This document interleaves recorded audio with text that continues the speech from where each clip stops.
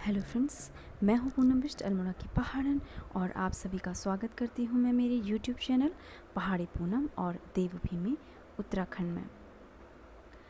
तो पिछले भाग में आपने देखा था और आपने सुना भी था कि मीना बुआ जो है उनकी शादी हो गई और वो चली गई थी। साथ में मम्मी पापा दिल्ली को चले गए और साथ ही मीठी को भी अपने साथ ले गए।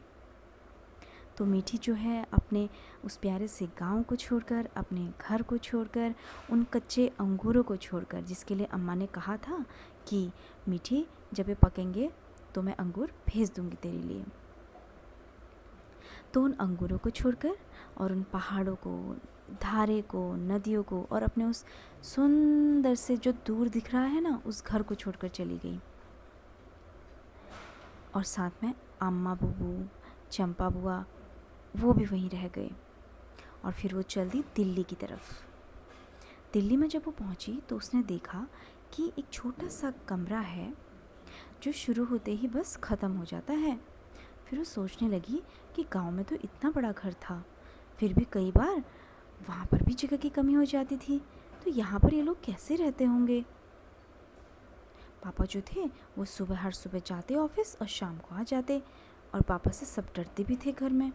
लेकिन अच्छी बात ये थी कि वहाँ पर जो है दुर्पा बुआ और फूफा जी वहीं पास में ही रहते थे।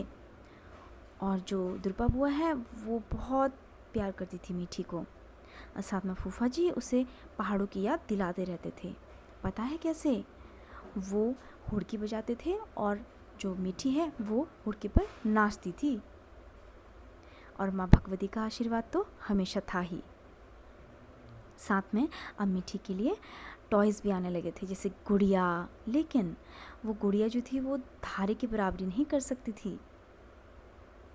नंदी बुआ कुछ दिन बाद वहाँ घूमने भी आई थी और उस समय मीठी को काफ़ी अच्छा लगा था कि चलो यहाँ पर आते जाते रहेंगे। मीठी ने देखा कि वहाँ पर बिल्डिंग्स हैं, घर हैं, सबके घर बंद हैं। वहाँ पर तो किसी के घर बंद नहीं रहते थे, गांव में सब खुले रहते थे। लेकिन यहाँ पर उसको सबके घर बंद मिले, बहुत सारे लोग, बहुत सारी बिल्डिंग्स, रोड, बस यही सब कुछ था। गांव में तो कभी भी किसी के खेत से टमाटर, नींबू, बैंगन कुछ भी तोड़ लो, लेकिन यहाँ दिन रात बस पैसे लो, पैसे दो, पैसे से दही खरीदो, पैसे से दूध खरीदो, बस पैसों में ही चला जाता था सारा टाइम। वहाँ पर ऐसा नहीं था। गांव में तो कभी कोई दूध दे जाता, कभी कोई दही दे जाता। यहाँ पर उसने दवाइयाँ भी बहुत देखी, लेकिन हाँ, चाहे जितने भी पैसे खर्च लेते, लेकिन वो लिंगोड़े की सब्जी वो कोई नहीं ला सकता था दिल्ली में। मम्मी पापा को वो बहुत बार देखती थी कि कई बार पैसों की कमी भी होती थी। वो कमी उसने वहाँ नहीं देखी थी, क्योंकि वहाँ उसने पैसों को कभी महसूस ही नहीं किया था। फिर उसका एडमिशन एक स्कूल में करा दिया गया। तो जब पहला दिन था स्कूल का, कुछ बच्चों ने, लड़कियां जो थी शरारती, उन्होंने उसका बैग जो था डस्टबिन में फेंक दिया। लेकिन मीठी भी पहाड़ी थी, उसने कभी हार तो माननी सीखी नहीं थी। उसने भी उन लोगों को खूब डांट खिलवाई मैम से, लेकिन उसे इंग्लिश में पढ़ना नहीं आया। तो घर जाके पापा के सामने खूब रोई।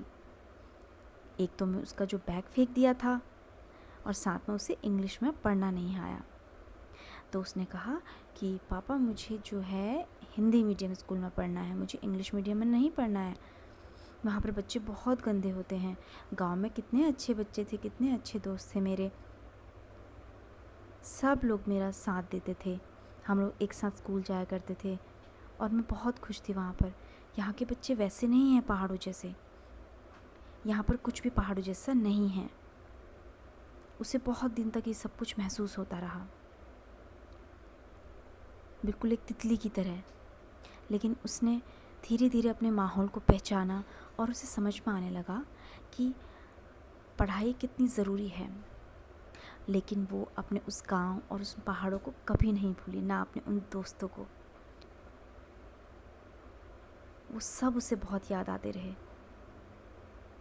वो पानी का धारा, वो सब उसे से याद आता रहा। लेकिन पापा ने उससे कहा कि हम तुम्हें हमेशा गांव लेकर जाते रहेंगे छुट्टियों में। तो वो हमेशा उन छुट्टियों का इंतज़ार करती रही।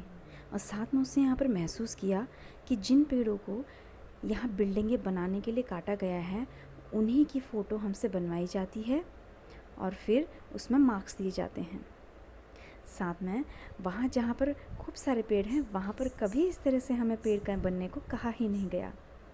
तो वो धीरे धीरे ज़िंदगी को समझ रही थी और उसे याद आया बुबू को लेटर भी तो लिखना है। सो फ्रेंड्स, अगर आपको वीडियो पसंद आई है तो चैनल को सब्सक्राइब करें और बेल बटन को हिट करें।